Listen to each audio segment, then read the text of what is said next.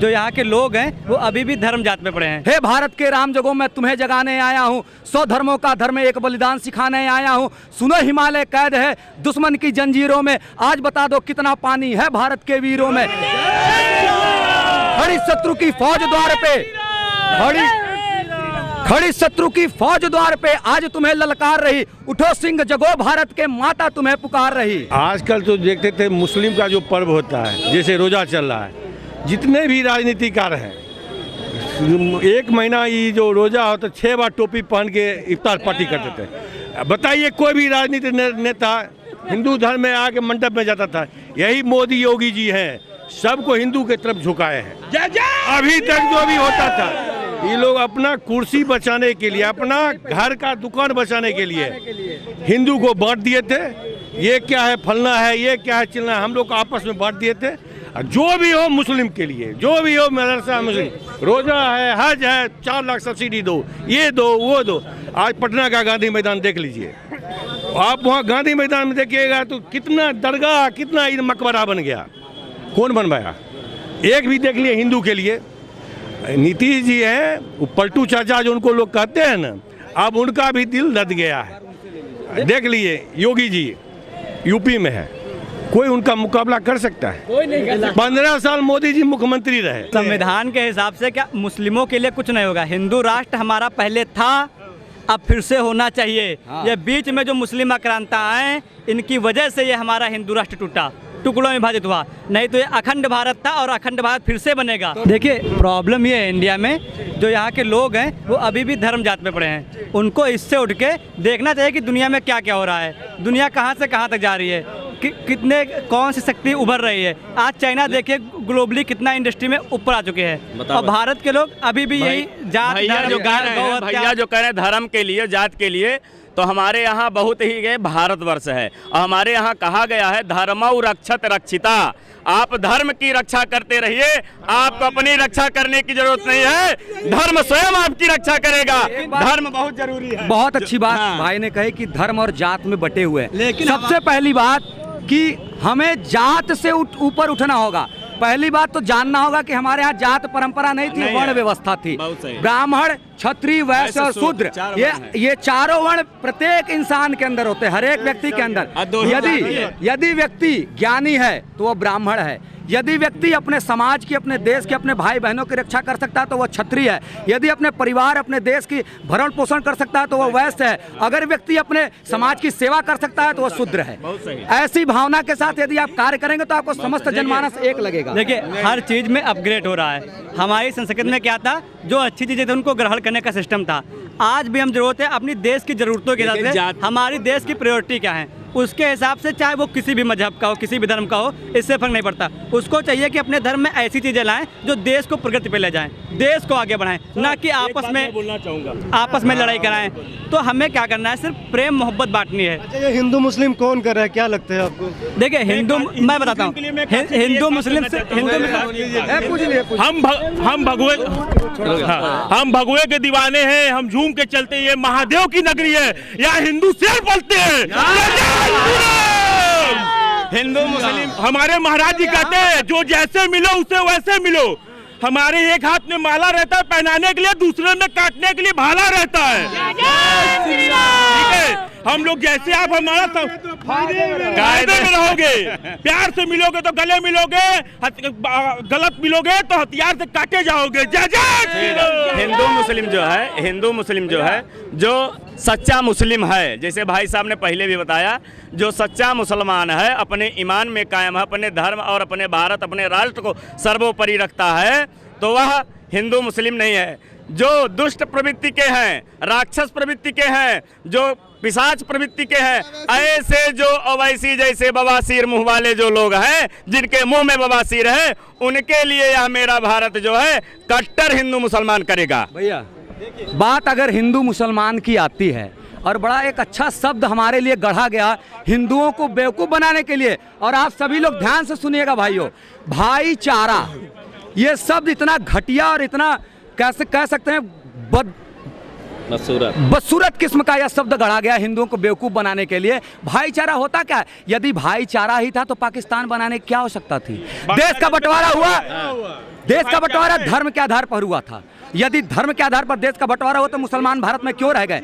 यदि हम भारत में रहकर अखंड हिंदू राष्ट्र की कल्पना नहीं कर सकते, यदि हम भारत में रहकर प्रभु श्री राम का जय घोष नहीं करते, यही जगह है जहां आप खड़े हैं, यही काशी भूमि है। आज से लगभग सन 2016-15 में 14 में इसी 2015 में सन 2015 में यहाँ पर संतों के ऊपर लाठियां बरसाई गई थी, जय श्री राम उद्घोष कहने पर पाबंदियां लगाई दी गई थी, यहाँ तक कि लोगों को ठूस दिया गया था, जेलों में सैकड़ों लोगों को ठूस दिया गया था, रासुका जैसा कानून लगा दिया गया। देखिए, सबसे बड़ी प्रॉब्लम ये है कि जो हमारे नेता हैं, सबसे बड़ा प्रॉफिट इनको है। इनको क्या करना है? वोट खींचने हैं। वोट खींचने के लिए जैसे आजकल सोशल मीडिया पे एक्टर्स लोग कपड़े उतार रहे हैं, तो ये लोग अपनी पूरी इज्जत उतार रहे हैं। कुछ भी बयान दे देते हैं, कुछ भी बोल देते हैं, विदेश में जाके बोल देंगे, देश में जाके बोल देंगे, किसी भी कोने में बोल देंगे। इनको राष्ट्र से नहीं मतलब, इनको अपने पेट से मतलब। अच्छा, रामनवमी पे जो दंगे हुए तो उसके बाद तो हिंदू मुस्लिम होगा ही, तो कैसे देखते हैं इसको? देखिए, जैसे रामनवमी पे दंगे हुए, तुरंत वहाँ की मुख्यमंत्री बनर्जी जी ने जवाब दे दिया कि हमने कहा था संवेदनशील इलाकों में न जाइए, लेकिन उन्होंने बोला कि ममता बनर्जी ने बोला कि मुस्लिम एरियाज में मत जाओ, मुस्लिम एरियाज में मत जाओ, ऐसा। मुस्लिम एरिया किसी के बाप की है क्या? ये भारत है, सब जगह जाएंगे। यहाँ से मुस्लिम हज को जाता है तो ये कहा जाता है हिंदू आया है। हाँ, अरे घर वापसी करवाओ भैया, घर वापसी। मुद्दे की बात करो। कोई यहाँ मुसलमान जो है, मुसलमान यहाँ कोई है नहीं, सब हिंदू था, सब हिंदू है। घर वापसी करवाओ। ये अखंड भारत है। यहाँ पे जितने भी मुस्लिम ईसाई सारे यहाँ पे, ये हिंदुस्तान है, सारे को हिंदू बन के रहना पड़ेगा, सनातनी बन के रहना पड़ेगा। है हाँ। क्योंकि भगवे के नीचे सब कुछ है। तिरंगे में भी भगवे कलर है, और जो हरा कलर होता है, जैसे मुस्लिम हम लोगों के नीचे, सनातन धर्म के नीचे थे, हैं और रहेंगे। धर्म जो है सनातन ही है, धर्म सनातन ही है। पंथ जो है बहुत हो सकते हैं। सुनिए भाई साहब, पंथ जो है बहुत हो सकते हैं, धर्म जो है सनातन है। और इसमें एक श्रुति है कि कलयुग के पाखंड से लुप्त हो ही निज ग्रंथ, निज मति दम्भिन कल्प कर प्रगट कीन बहुपंथ। तो ये मायावी लोग हैं और ये दम्भी लोग हैं, ये पाखंडी लोग हैं, जो अपना ये सत्य बता रहे हैं कि मेरा धर्म है, मैं ऐसा हूँ, यहाँ से हिंदू नहीं निकलेगा, वहाँ से नहीं। हिंदू क्यों नहीं निकलेगा भाई? ये हिंदू की धरती है, हिंदू का राष्ट्र है, और हिंदू ही यहाँ से निकलेगा। अगर कुछ हुआ तो उसका जवाब करोड़ों संख्या में ज़्यादा दिया जाएगा।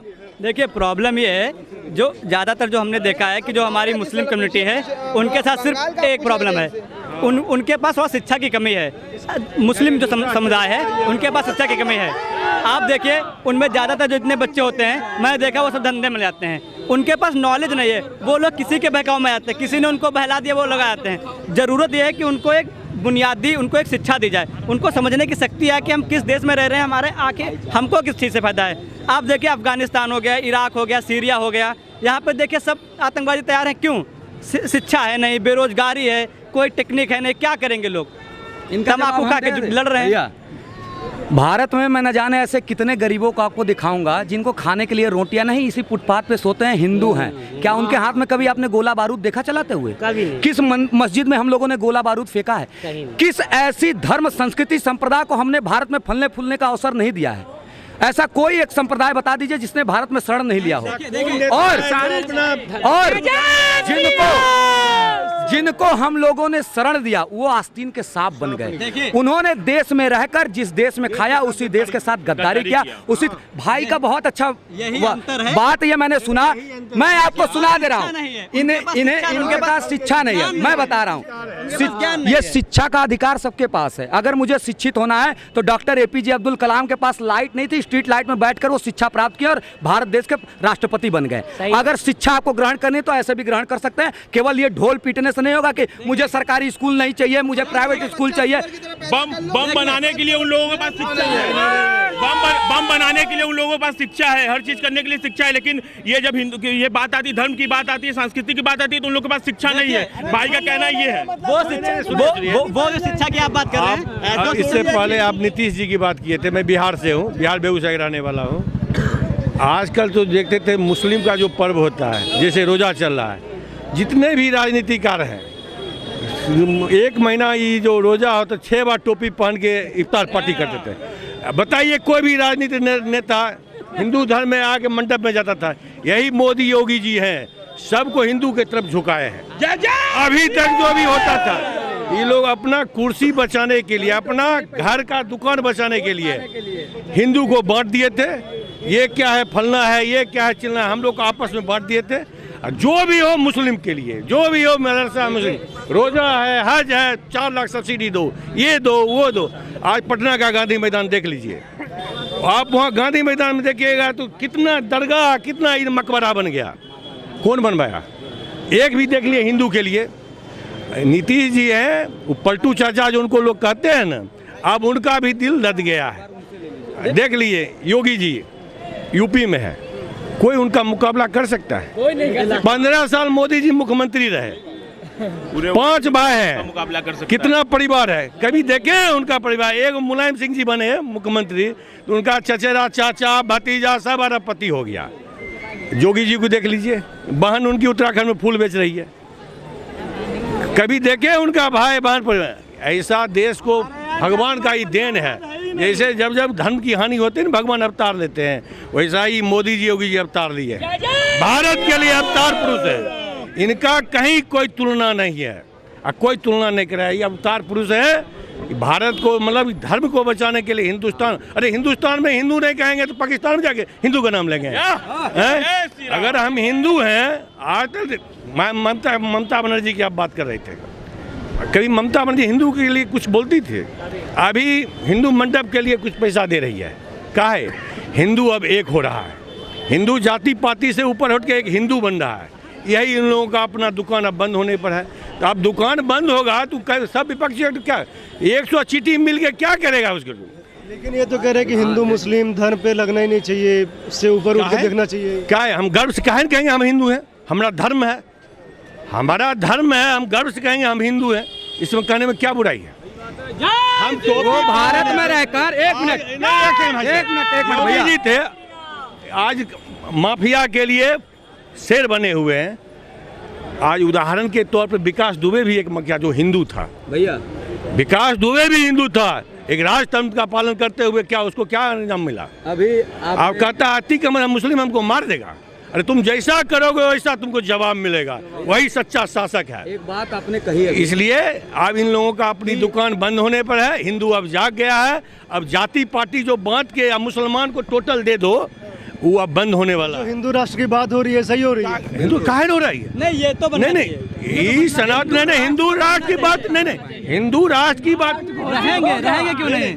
क्या जो हिंदू राष्ट्र वहाँ मुसलमान नहीं जब रहते? हिंदू राष्ट्र बन जाएगा तो मुसलमान कैसे रहेंगे? वो रहे या ना रहे, कहाँ रहेंगे? आप देखिए, हमारे देश को बदनाम मत कीजिए। आज पाकिस्तान था, जिस समय हमारा देश का बंटवारा हुआ था, एक सेकंड भाई साहब, जिस समय हमारा देश का बंटवारा हुआ था पाकिस्तान में 25% हिंदू था।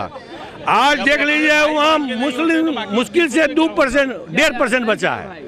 और जिस समय हिंदुस्तान में 2% हिंदू था, आज 25% हिंदू हो गया। आपने एक सवाल, भारत में कहाँ? भारत में सब चीज आजकल के नेता उसी के लिए किए, आजकल के राजनेता सब मुस्लिम के लिए किए हैं। लेकिन अब है, अरे हिंदू है, हिंदुस्तान में हम हिंदू सरकार होगा तो होगा किसका? इसलिए हिंदू राष्ट्र बन जाएगा तो अशोक गहलोत करे खालिस्तान भी बनना चाहिए, फिर संविधान के अनुसार मुस्लिम कहाँ जाएंगे? बोलने के लिए कुछ भी देखिए, बोल रहे हैं। संविधान के हिसाब से क्या मुस्लिमों के लिए कुछ नहीं होगा। हिंदू राष्ट्र हमारा पहले था, अब फिर से होना चाहिए। ये बीच में जो मुस्लिम आक्रांता आए, इनकी वजह से ये हमारा हिंदू राष्ट्र टूटा, टुकड़ों में विभाजित हुआ। नहीं तो ये अखंड भारत था और अखंड भारत फिर से बनेगा। तो मोदी जी काशी विश्वनाथ बाबा की नगरी में है, हृदय पर हाथ रख के कहिए हम धाम के अंदर जाते हैं। देखिए हमारा नंदी बाबा किधर घूमे हुए हैं। हमारे नंदी बाबा जो हमारा शास्त्र कहता है, जितना भी तीर्थ स्थल में है, जिधर हमारे महादेव रहते हैं उधर हमारा नंदी बाबा घूम के रहते हैं। आज हमारा नंदी बाबा उधर घूमे हुए हैं, क्या हमारा मंदिर वो है कि नहीं? लेकिन इसके लिए भी हम लोग को अब कोर्ट का सहारा लेना पड़ता है। हिंदुस्तान में रहते हुए, हिंदू रहते हुए भी हम लोग इतना शांति प्रिय है जो हम लोग न्यायालय के सहारा में जा रहे हैं। अभी हमारा नंदी मस्जिद की तरफ घूमे हुए हैं, वहाँ देखने के बाद सब कोई कहेगा देखिए हमारा मंदिर ही है। लेकिन वो ऐसे तो बोल रहे हैं जब हमारी सरकार आएगी, जब हम संख्या में अधिक हो जाएंगे तो हम फिर बना लेंगे। आप क्या करेंगे? ओवैसी जी के लिए मैं एक बात बोलना वो चाहता हूं। सपना है, ओवैसी जी के लिए सपना मैं एक बात है, बोलना चाहता हूं। सपना सबको अधिकार है अपना अपना स्वप्न। जैसे नीतीश जी भी बिहार में बहुत कर लिए, अब उनका समय सीमा पूरा हो गया है। भाई साहब कौन ओवैसी जी के लिए समय लगेगा, देर आएगा, दुरुस्त आएगा। समय की प्रतीक्षा कीजिए, 25 में देख लीजिएगा कौन आएगा। जय श्री राम खिलेगा।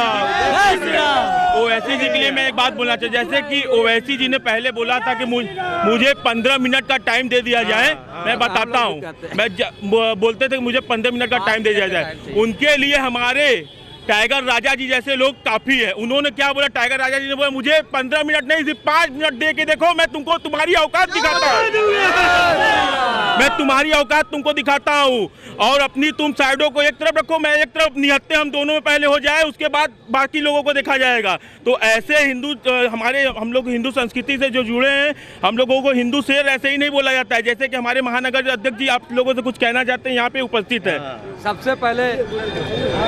सबसे पहले मैं आपको बता देना चाहता हूँ, जो भारत में मुसलमान रहते हैं, जो दुर्भाग्यवश उन्होंने अपना खतना करवा लिया, वो मूल रूप से हिंदू हैं, बेचारे भटक गए हैं। आज नहीं तो कल आने ही है फिर से, वो आज नहीं तो कल आएंगे। अभी आपने देखा कि बहुत सारे मुस्लिम ने धर्म जो बाय द वे तलवार के बल पर उनको कन्वर्ट किया गया था, अब वो आ जाएंगे धीरे धीरे। और रही बात, आपने कहा कि वो आप कहते हैं गर्व से कहो हिंदू हैं, ये कहने में आपको आपत्ति क्यों? आपत्ति होनी चाहिए भाई। दिन भर में 5 बार वो आपको कहते हैं, माइक लगा लगा के चिल्लाते हैं, अल्हम्दुलिल्लाह रब्बिल मिलिया मालिकुद्दीन या कनाया मुस्तकीन, अल्लाह केवल एक है, केवल अल्लाह को मानो, अल्लाह को जो नहीं मानेगा उसका सर घर अलग कर दो। वो आपको 5 बार, एक दिन में 5 बार वो आपको चिल्ला चिल्ला के कह रहे हैं। और आपके देश में कह रहे हैं जहां पर आप बहुसंख्यक हैं, हिंदू बहुसंख्यक है, वो स्वयं को अल्पसंख्यक की श्रेणी में रखते हैं ना। तो भैया मेरे, अगर वो भारत में अल्पसंख्यक होकर 5 बार ये कह सकते हो, तो क्या मैं गर्व से हिंदू नहीं कह सकता स्वयं को? नहीं कह सकते हम।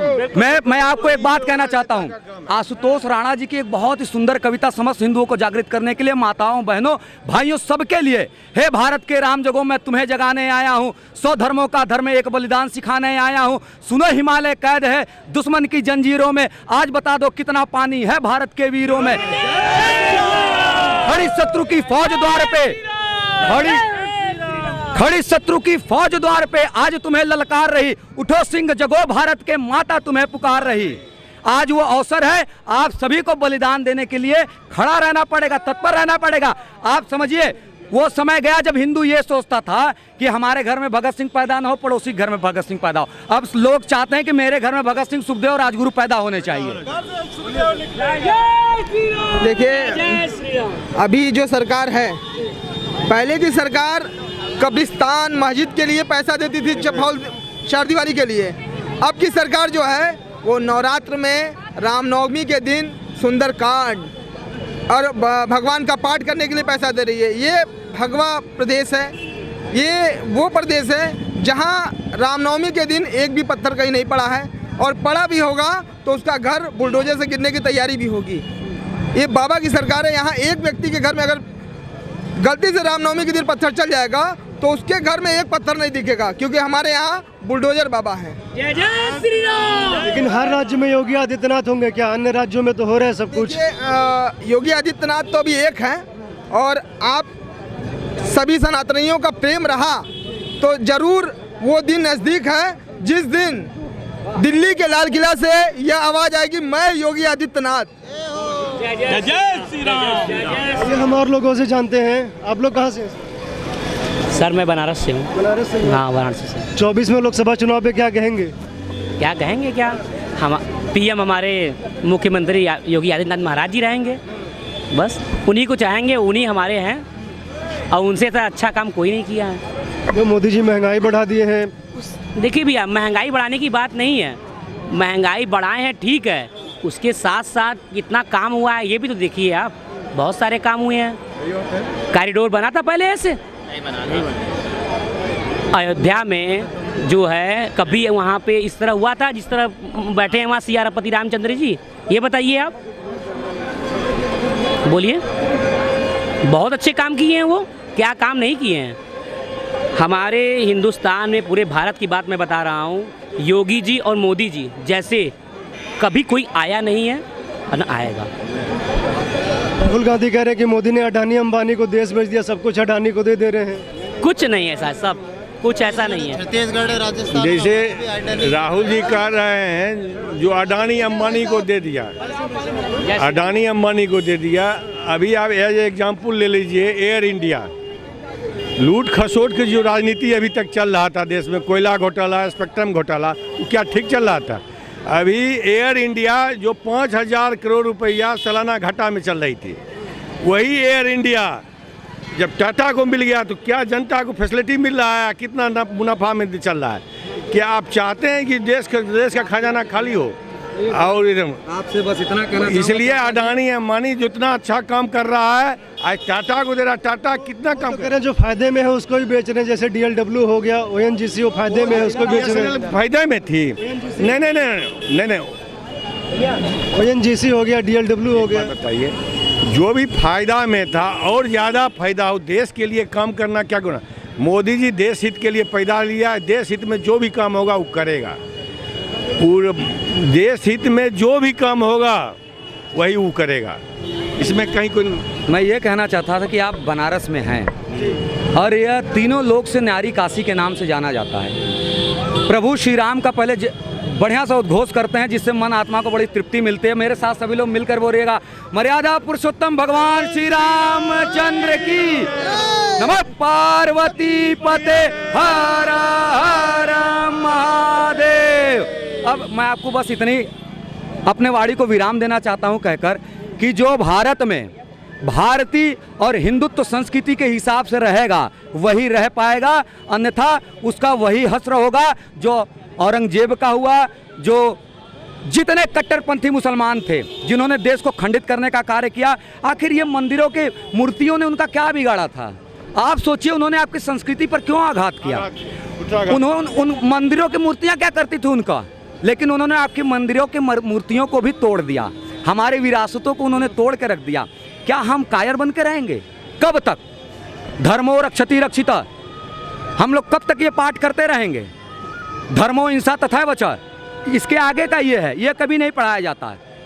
अहिंसा परमो धर्म, अहिंसा परमो धर्म, अहिंसा परमो धर्म कर करके सबको अहिंसावादी बना दिए, यहाँ तक कि अब अपनी गर्दन कटने लगी तब वो अहिंसा। क्या कर सकते हैं भैया, हम तो हिंदू हैं। काहे का हिंदू भाई? अगर आप देश और राष्ट्र की रक्षा नहीं कर सकते तो आपको हिंदू होने का कोई अधिकार नहीं। केवल हिंदू जात धर्म में जन्म लेने से कोई व्यक्ति हिंदू नहीं बनता। सर पे मस्तक पे तिलक ना हो, हाथ में कलावा ना हो, सर पे भगवा गमछा ना हो, तो किसका हिंदू कितना मतलब है भैया? पंडित नेहरू कहते थे कि जो मंदिर है, मंदिरों जो मंदिर है वो धन के केंद्र थे, समृद्धि के केंद्र थे, इसलिए उस पर हमला हुआ। अब आपको मैंने पहले ही बार में कहा था कि पहले अगर इन डेफिनेशन में जाते हैं तो मैं बता दे रहा हूँ कि पंडित नेहरू कहाँ से आए हैं। और भारत का मुगल अंतिम एम्परेयर था बहादुर शाह जफर। बहादुर शाह जफर को अंग्रेजों ने रंगून भेज दिया। उसका एक पीए था, पर्सनल असिस्टेंट, उसका नाम था गयासुद्दीन गाजी। वो भाग गया कश्मीर। कश्मीर में हिंदू राजा थे, राजा हरि सिंह।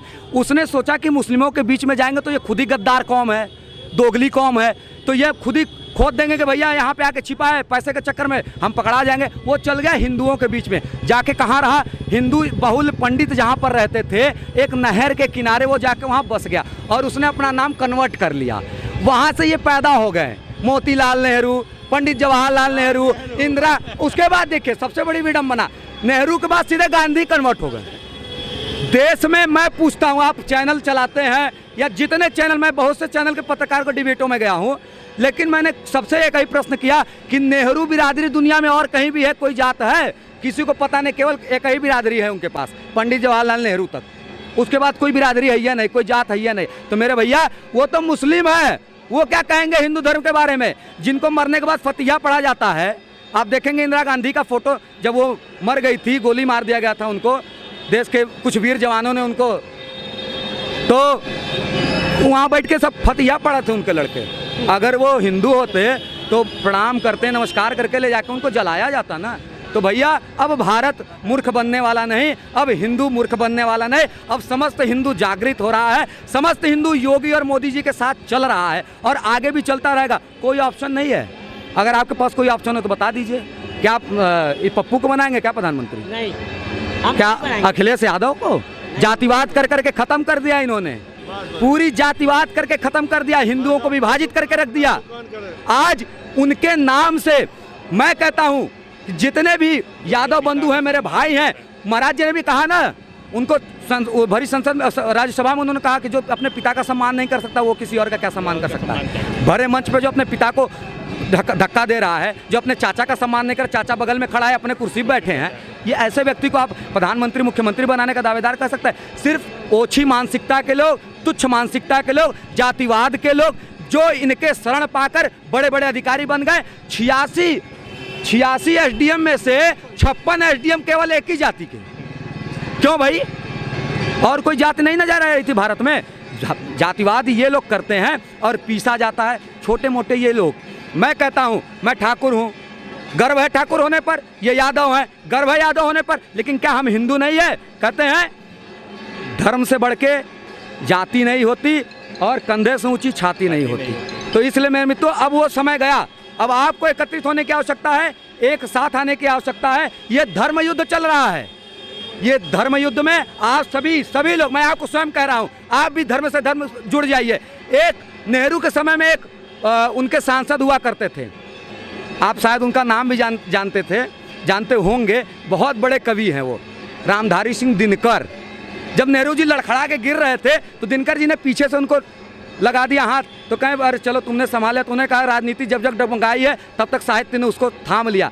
दिनकर जी ने क्यों राज्यसभा छोड़ दी, क्यों उन्होंने पद त्याग दिया? कहा यहाँ पर तो ये जो लोग कर रहे हैं ये तो केवल अपनी पार्टी को जिताने के लिए, अपने सत्ता में रहने के लिए, अपनी लिप्तता को हटाने के लिए, भारत को लूटने के लिए, भारत को खंडित करने के लिए, टुकड़े टुकड़े विभाजित करने के लिए, भारत में वैमनस्यता फैलाने के लिए, भारत को काट छाट के छोटा सा करने के लिए इन लोगों ने ऐसा किया। तो इसलिए उन्होंने त्याग पत्र दे दिया। तो ऐसे स्वाभिमानी लोग भी हमारे देश में रहते हैं। जय जय श्री राम। जुड़े रहिए, देखते रहिए प्यारा भारत। धन्यवाद।